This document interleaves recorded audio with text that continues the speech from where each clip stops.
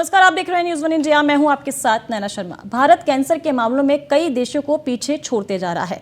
इससे भी बड़ी चिंता की बात यह है कि जो बीमारियां 50 साल के बाद होनी चाहिए वो भारत में 30-35 के बीच में ही लगना शुरू हो जाती हैं। डॉक्टर्स की माने तो कैंसर जैसी बीमारी आज के युवा को तेजी से अपनी चपेट में ले रही है। अगर देखा जाए तो पिछले 30 वर्षों में युवाओं में कैंसर के मामलों में 79% की वृद्धि हुई है। इतना ही नहीं, diabetes, heart disease, heart blood pressure, मोटापा, कैंसर जैसी नॉन कम्युनिकेशन डिजीज जैसी बीमारियां भारतीय युवाओं को तेजी से अपनी गिरफ्त में ले रही हैं। वहीं कैंसर जैसी खतरनाक बीमारी से कैसे बचा जाए और क्या क्या सावधानी बरतनी चाहिए, इस सब पर बात करने के लिए आज हमारे साथ स्टूडियो में मौजूद हैं डॉक्टर ब्रह्मजीत सिंह। सर, आपका क्या कहना है? स्वागत है पहले तो आपका बहुत बहुत न्यूज़ वन इंडिया में।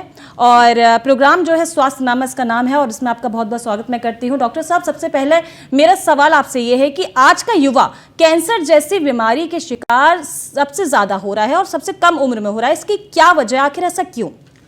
देखिए, मैं कर्नल ब्रह्मजीत हूँ और मैं एक कैंसर विशेषज्ञ हूँ। यानी कि मैं कैंसर का इलाज हर न्यूनतम प्रणाली जैसे कीमोथेरेपी, इम्यूनोथेरेपी और टारगेट थेरेपी से करता हूँ। और मैं Yashoda hospital and super speciality centre and cancer hospital Ghaziabad में काम करता हूँ। तो एक्चुअली हमने क्या देखा है कि लास्ट 30 ईयर्स में, 30 साल में जो कैंसर्स थे वो 79% जो है यंग पॉपुलेशन में बढ़ गए हैं।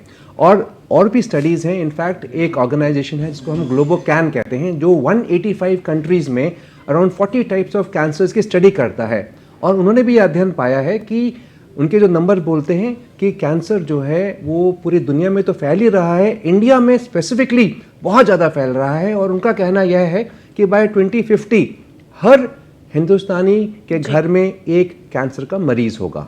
तो ये युवा पॉपुलेशन में जो कैंसर तेजी से बढ़ रहा है, ऐसा क्यों है? इसकी क्या वजह है? देखिए, इसकी बहुत सारी वजह हैं और ये जो वजह हैं आप लोगों, बहुत लोगों ने आपको बताया भी होगा कि सीडेंटरी लाइफस्टाइल है, हम लोग फास्ट फूड खा रहे हैं, हमारा वर्क कल्चर चेंज हो रहा है, हमारा सिस्टम चेंज हो रहा है। लेकिन ऐसा एक्चुअली नहीं है। देखिए, आप युवा को ब्लेम कर रहे हैं, युवा अकेले ब्लेम नहीं है। आप ये समझिए कि खेती बाड़ी अब नहीं होती है तो अब काम क्या है? काम सीडेंटरी है, कुर्सी टेबल जॉब है। तो आप कहना कि हम टेबल जॉब कर रहे हैं इसलिए कैंसर बढ़ रहा है, देखिए एक कारण है, लेकिन हमें सोल्यूशन भी निकालना है इसका। तो इसका सोल्यूशन भी हमारे, जैसे अब मेरा कहना है कि जितने भी कॉर्पोरेट ऑफिसेज हैं जहाँ पे भी 100 से ज़्यादा लोग हैं तो उनको ऑफिसेज को प्रोवाइड करना चाहिए एक छोटा सा ट्रेडमिल, एक जिम। जैसे आप हाजिरी लेते हैं, अटेंडेंस लेते हैं, भाई 15 मिनट पहले, 15 मिनट दोपहर को, 15 मिनट शाम को आप आइए, ट्रेडमिल कीजिए, जिम कीजिए। तो अगर ये वर्क कल्चर चेंज होगा तो युवाओं पे जोर कम आएगा। आप कहते हैं फास्ट फूड खाओ, युवा फास्ट फूड क्यों खा रहा है? आपने उसका जवाब कभी सोचा है? हस्बैंड वाइफ दोनों काम कर रहे हैं, यंगस्टर लड़का लड़की दोनों काम कर रहे हैं, वो बेचारे सुबह मेहनत करते हैं, शाम तक थके हारे आते हैं, खाना कौन बनाएगा? आप उस पर रेगुलेशन लगाइए। आपने फास्ट फूड अलाउ किया, फास्ट फूड की क्वालिटी इंप्रूव कीजिए। अब जैसे काफ़ी ऑयल्स हैं, मैं नाम नहीं लेना चाहता, बहुत सी इंटरनेशनल कंपनीज हैं, वो पाम ऑयल यूज़ कर रही हैं, जो घटिया ऑयल यूज़ कर रही हैं, उससे कैंसर बढ़ रहा है, उससे बीमारी बढ़ रही है। एज अ गवर्नमेंट आप रेगुलेशन लगाइए, यू इम्प्रूव द क्वालिटी, जो खाने का क्वालिटी आप इम्प्रूव कीजिए and let it be there. अगर ऐसे फास्ट फूड से कैंसर बढ़ता तो अमेरिका और यूरोप में अब तक सबसे ज़्यादा कैंसर होता, लेकिन उनके यहाँ नहीं है। तो ये बात समझने की है, हमें हर प्रॉब्लम का सोल्यूशन भी निकालना है। युवाओं को कैंसर बढ़ रहा है और बहुत ज़्यादा बढ़ रहा है। इनफैक्ट अब आप ये देखिए कि ब्रेस्ट कैंसर, जो आज दुनिया का सबसे नंबर 1 कैंसर है, वो क्यों बढ़ रहा है? पहले हम ब्रेस्ट कैंसर 60 साल की उम्र के बाद देखते थे, तो अब रिसर्च ने ये बताया कि प्रेगनेंसी और ब्रेस्ट फीडिंग से कैंसर डिले होता है। पुराने ज़मानों में एवरी मदर, हर माँ के 3 से 4 बच्चे होते थे। अभी क्या हो गया? और उनकी जो फर्स्ट डिलीवरी होती थी वो 25 साल से पहले होती थी। तो रिसर्च ने कहा है कि भाई अगर आपकी डिलीवरी 25 साल से पहले होती है तो हर डिलीवरी और हर ब्रेस्ट फीडिंग आपको कैंसर, ब्रेस्ट कैंसर से बचाती है। अब इसके अस्पताल में क्या हो रहा है? जो भी लड़कियां काम करने जा रही हैं, लेडीज काम कर रही हैं, उनका 20 to 30 is the most important phase of their life. ये प्रोफेशनल लाइफ है। इस प्रोफेशनल लाइफ पीरियड में वो कैसे प्रेगनेंसी करेंगे? नॉट पॉसिबल कि 9 महीने बच्चा, उसके बाद बच्चे को संभाल 3 साल, तो उनका कैरियर खत्म हो गया। तो ये परिवर्तन आया है। इस परिवर्तन को मद्देनजर रखते हुए गवर्नमेंट को स्टेप्स लेने हैं कि भाई जो भी लेडी अगर 20 साल से 30 साल की उम्र में है उनको आप मैटरनिटी लीव दो। सी टुडे कोई भी घर एक आदमी के खर्चे पे नहीं चलता है। And ladies, women are working today. They are everywhere. They are astronauts. They are everywhere. So why are you curtailing that? So हमें हर प्रॉब्लम का सोल्यूशन निकालना है. प्रॉब्लम हमें पता है कैंसर बढ़ रहा है. क्यों बढ़ रहा है? Sedentary lifestyle, stress and strain of service, fast foods and एक और बड़ा कारण है पोल्यूशन. जी, तो बेसिकली लाइफस्टाइल की बात करें तो अगर लाइफस्टाइल ठीक नहीं है तो उसकी वजह से भी कैंसर के जो है बढ़ रहा है लगातार. अच्छा, ये बताइए कि ऐसा क्या चेंज हुआ है जिसके कारण सभी यंग पीपल को टेंशन होनी चाहिए? क्योंकि देखा जाता है कि जो यंग बच्चे जो हैं आजकल के जो जनरेशन है वो बहुत टेंशन में रहती है, स्ट्रेस लेती है बहुत ज़्यादा. क्या बदलाव ऐसा हो गया? जो पहले के बच्चे बहुत खेलते कूदते थे और खुश ज़्यादा रहते थे, मिजाज उनमें जो था बहुत खुशी वाला था, लेकिन आजकल जो बहुत स्ट्रेस हो गया बच्चों को और यंग जनरेशन भी बहुत स्ट्रेस में रहती है. क्या ऐसी वजह है टेंशन उनको लेनी चाहिए? जी देखिए, बहुत से फैक्टर्स हैं. सबसे बड़ा फैक्टर क्या है कि अभी एक न्यूक्लियर फैमिली का कंसेप्ट आ गया है. जी, पुराने ज़माने में क्या होता था, दादा दादी नाना नानी होते थे, वो बच्चों को संभालते थे, हस्बैंड वाइफ जाके बाहर काम करते थे, तो बच्चों को संभालने का कोई होता था क्योंकि जॉब अपॉर्चुनिटीज रिस्ट्रिक्टेड थी. जी. आज की डेट में हमारे बच्चे अमेरिका पे जा रहे हैं, यूरोप पे जा रहे हैं, पूरी कंट्री में चेन्नई के लोग साउथ इंडिया के नॉर्थ इंडिया में आ रहे हैं, नॉर्थ इंडिया के लोग साउथ इंडिया में आ रहे हैं. तो अब पॉसिबल नहीं है न्यूक्लियर फैमिली, अभी कंबाइंड फैमिली होने के लिए. तो सबसे बड़ा स्ट्रेस जो हो रहा है कि बच्चों को संभालने के लिए कोई नहीं है.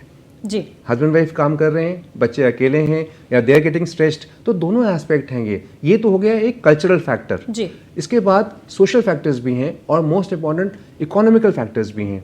इसलिए आजकल महंगाई इतनी बढ़ गई है, एवरीबडी हैज़ टू वर्क. तो आप बोलिए स्ट्रेस होगा कि नहीं होगा? बिल्कुल. ऑप्शन ये है कि हाँ स्ट्रेस है, हम रिएक्टिव की जगह प्रोएक्टिव हो जाएं. हमारे पास सुविधाएं हैं, हमारा देश योगा का देश है, मेडिटेशन का देश है. योगा कीजिए, मेडिटेशन कीजिए, आपका स्ट्रेस लेवल कम आ जाएगा.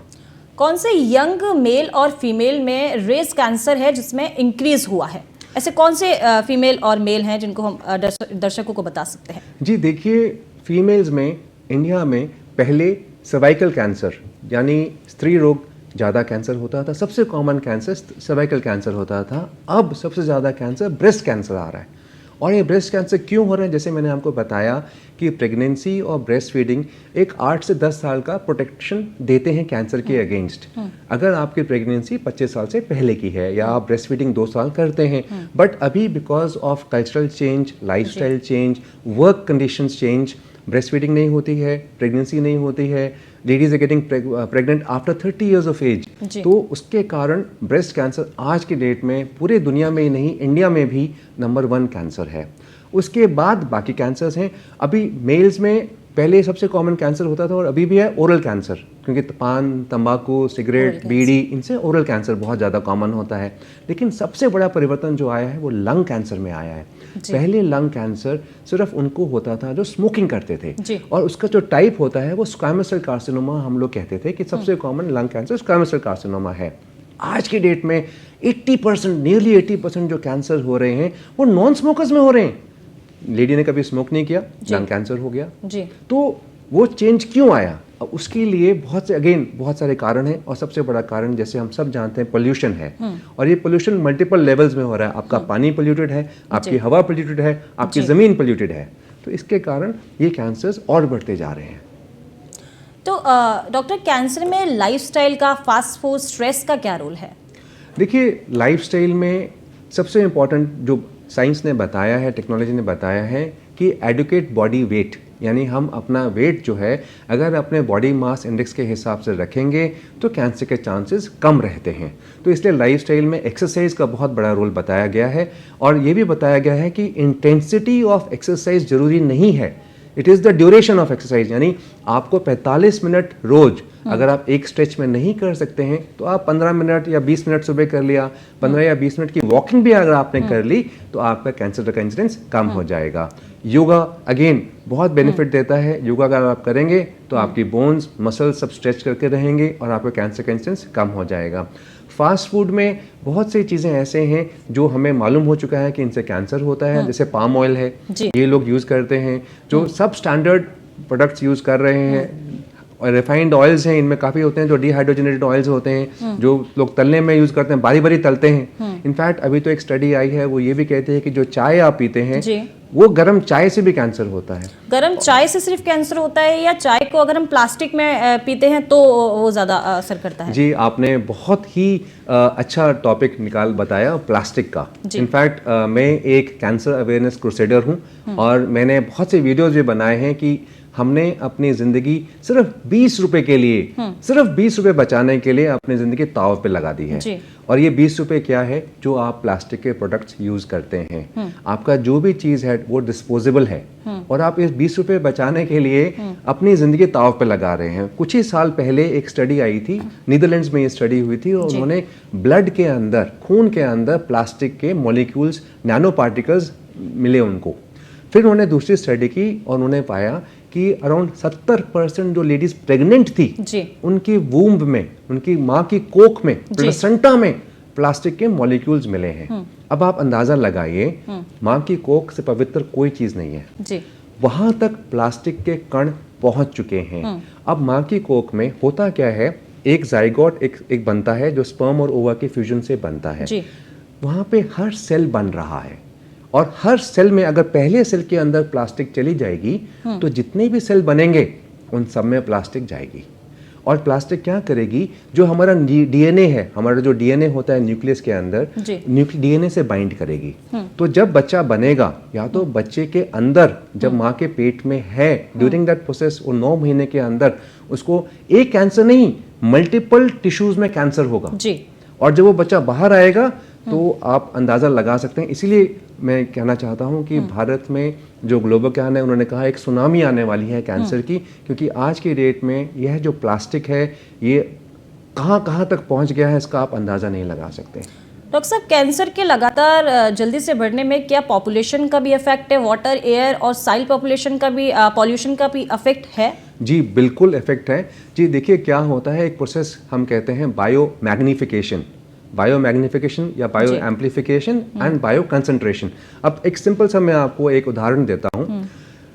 किसान खेत में जब गेहूं डालता है बोने के लिए, तो वो एक पहले यूरिया का स्प्रे करता है, खाद डालता है, तो हर गेहूं के दाने पे 1 बूंद केमिकल आ गया। जब वो पौधा बड़ा होता है, जब वो ग्रेन्स बनाता है, तो एक और स्प्रे किया जाता है कीड़ों से बचाने के लिए। तो हर गेहूं के दाने पे या राइस के दाने पे 1-2 बूंद पेस्टिसाइड आपने उसमें डाल दिया। जब किसान क्रॉप को काटता है और मार्केट में लेके जाता है, तो वो होलसेल मंडी होती है, मंडी में लोग खरीद लेते हैं उसको, लेकिन वो चूहों से बचाने के लिए फिर उसको स्प्रे कर देते हैं। तो हर गेहूं के दाने पे या राइस के दाने पे 3 बूंद पेस्टिसाइड हो गया। अब जब वो होलसेल से रिटेलर के पास आता है, तो रिटेलर भी अपने अनाज को बचाने के लिए, चूहों से बचाने के लिए, कीड़े से बचाने के लिए एक और स्प्रे कर देता है। तो 4 दाने हो गए। आप अपने घर में लेके आते हैं, आप रोटी बनाते हैं या पुलाव बनाते हैं, हर रोटी में लगभग 100 से 150 गेहूं के दाने हैं, और हर गेहूं के दाने पे 3 से 4 बूंद पेस्टिसाइड है। तो आप अंदाजा लगाइए कि एक रोटी में लगभग 400 बूंद पेस्टिसाइड है, और आप 2 रोटी दिन में 3 बार 365 दिन खाते हैं और आप बच्चे को लेकर के बड़े तक दे रहे हैं। अभी इसमें क्या हो रहा है, ये प्रोसेस है बायो एम्प्लीफिकेशन का, इसको कहते हैं बायो एम्प्लीफिकेशन। फिर एक होता है बायो कंसंट्रेशन। हमारा सिस्टम इस जहर को बाहर निकालने की क्षमता नहीं रखता, तो वो क्या होता है, हमारी बॉडी में डिपॉजिट होता रहता है, हमारी बॉडी में कंसंट्रेट होता रहता है, और एक थ्रेशोल्ड लेवल आएगा जब उससे कैंसर पनपेगा। तो क्या ये कैंसर कॉजिंग जो पॉल्यूशंस हैं, क्या ये हमारी बॉडी में इकट्ठे हो जाते हैं, जैसे कि आप बता रहे हो उस हिसाब से? जी हाँ, जैसे मैंने आपको बताया कि बायो कंसंट्रेशन से पूरा ये तो मैंने आपको एक उदाहरण दिया। वैसे ही जैसे आप हवा, हम सांस लेते हैं, हम सबको पता है एयर पोल्यूशन है, पार्टिकुलेट है, गैस है, तो वो एयर पोल्यूशन से वो पार्टिकल्स हमारे फेफड़ों में जाके बैठ रहे हैं, और वो बैठ के एक थ्रेशोल्ड क्रिटिकल लिमिट को क्रॉस करेंगे, म्यूटेशन इनिशिएट करेंगे और कैंसर पनपेगा। तो पानी में भी पोल्यूशन है। अगर आपको याद हो, आज से 10-15 साल पहले एक बहुत बड़ा इशू हुआ था कि सॉफ्ट ड्रिंक की बोतल में पेस्टिसाइड्स का लेवल बहुत हाई पाया गया था, और वो इसलिए पाया गया था क्योंकि जितने भी ये सॉफ्ट ड्रिंक्स की जो कंपनियां जो बनाती हैं, इनको ग्राउंड वाटर चाहिए होता है। ग्राउंड वाटर माने जो किसान पानी इस्तेमाल करता है खेतों में, इसलिए बड़ी इंडस्ट्री, इनको 10,000 लीटर्स ऑफ पानी एक दिन में चाहिए होता है, तो ये खेतों में शहर के बाहर होती हैं। आप अंदाज़ा लगाइए कि ग्राउंड वाटर में पेस्टिसाइड्स का लेवल इतना हाई है, कैसे हुआ?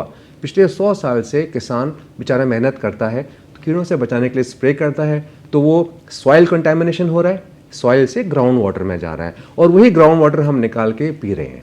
तो इसीलिए हमारा पानी भी प्रदूषित है, हमारी हवा भी प्रदूषित है, और हमारी ज़मीन भी प्रदूषित है। इसलिए कैंसर बढ़ रहा है। इसमें एक चीज़ और आपको समझनी है कि हर एज पे, जैसे अगर आज मेरी एज के हिसाब से जो मुझे पोल्यूशन पे एक्सपोजर हो रहा है, उतना ही सपोज कीजिए 1200 पार्टिकल पोल्यूशन हवा में हम सूंघ रहे हैं, एक 5 साल का बच्चा भी उसी लेवल पे एक्सपोज हो रहा है। तो आप अंदाज़ा लगाइए वो अगले 5 साल में और मैं अगले 5 साल में, वो इतनी छोटी उम्र में इतना हाई लेवल एक्सपोजर हो रहा है, तो उसको कैंसर तो होना ही है। जी डॉक्टर साहब, एक सवाल मैं और यहाँ पे करना चाहूँगी कि हमने सुना है कि इलेक्ट्रिसिटी का भी कैंसर के साथ कोई रिलेशन है। क्या रिलेशन है इलेक्ट्रिसिटी और कैंसर का? जी, आपने बहुत ही वैलिड, बहुत ही अच्छा सवाल पूछा। ये एक ऐसी चीज़ है जो आपको कोई नहीं बताएगा, आपको किसी मीडिया पे नहीं मिलेगा, कोई जिक्र भी नहीं करता है इसका। एक सिंपल सा मैं सवाल आपसे पूछता हूँ, इलेक्ट्रिसिटी मतलब क्या? मतलब बल्ब, LED, पावर, ये आती कहाँ से है? इसके लिए प्रोसेस क्या है? देखिए, बिजली इंडिया में आज की डेट में मोर देन 70%, 70% से ज़्यादा बिजली आपकी थर्मल पावर प्लांट से आती है। थर्मल पावर प्लांट, मार्क कीजिएगा, हमारे पास न्यूक्लियर पावर प्लांट नहीं है, एक ही है। हाइड्रो इलेक्ट्रिक प्लांट्स बहुत लिमिटेड हैं। तो आपकी बिजली कहाँ से आ रही है? आपकी बिजली आ रही है थर्मल पावर प्लांट से। आप NCR में जाइए, आप देखिए रात को चकाचौंध चांदनी है, नियॉन लैंप्स ऑन हैं, दुकानों के शटर सब जगह लाइट ही लाइट ऑन है, मल्टी स्टोरी बिल्डिंग्स हैं, मल्टी स्टोरी बिल्डिंग्स में ग्लासेस लगे हुए हैं, उन्होंने 15 फ्लोर्स 20 फ्लोर्स की लाइट ऑन छोड़ी हुई है। क्या दिखा रहे हैं वो लोग? वो ये बात समझ नहीं रहे हैं कि जो बिजली वो इस्तेमाल कर रहे हैं, यह बिजली थर्मल पावर प्लांट से आई है। आप कहते हैं एयर पोल्यूशन, मैं कहता हूं जो पूरे NCR की गाड़ियां एक महीने में धुआं निकालती हैं, थर्मल पावर प्लांट एक दिन में वो धुआं निकालता है। जी, बड़ी बात है। डॉक्टर साहब, एक हमारी यंग पॉपुलेशन के लिए कोई ऐसा मैसेज दे दीजिए पॉपुलेशन, जिससे हम लोग ये सावधान हो पाएं और लोग समझ पाएं कि कैसे इस घातक बीमारी से अपनी रक्षा करनी है।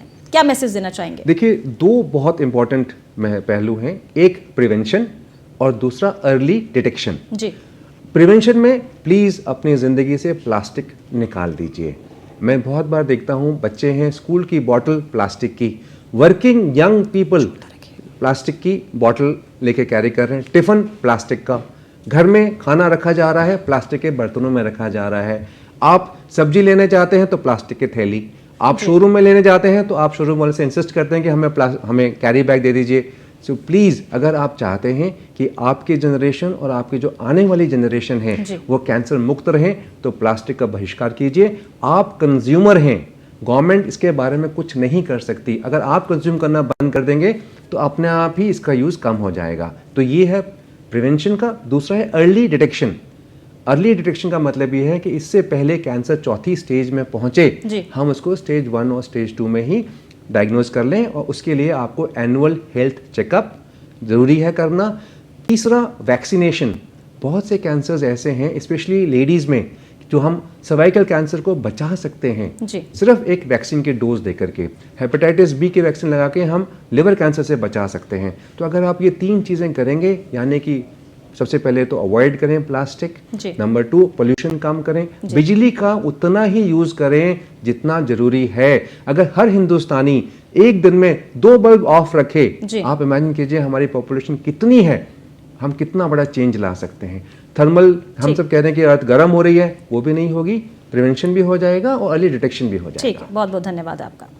तो देखा आपने कैंसर जैसी खतरनाक बीमारी किस तरह युवाओं को अपनी चपेट में ले रही है। हमारे साथ जुड़े डॉक्टर ब्रह्मजीत सिंह ने भी इस बीमारी के बारे में बताया कि कैसे कैंसर से बचा जा सकता है। तो इन सब बातों का आप ध्यान रखें और अपनी सेहत पर फोकस जरूर करें, स्वस्थ रहें, अपनी सेहत का ख्याल रखें और कई सारी स्वास्थ्य से संबंधित जानकारी के लिए हमारा खास कार्यक्रम स्वास्थ्यनामा देखते रहें।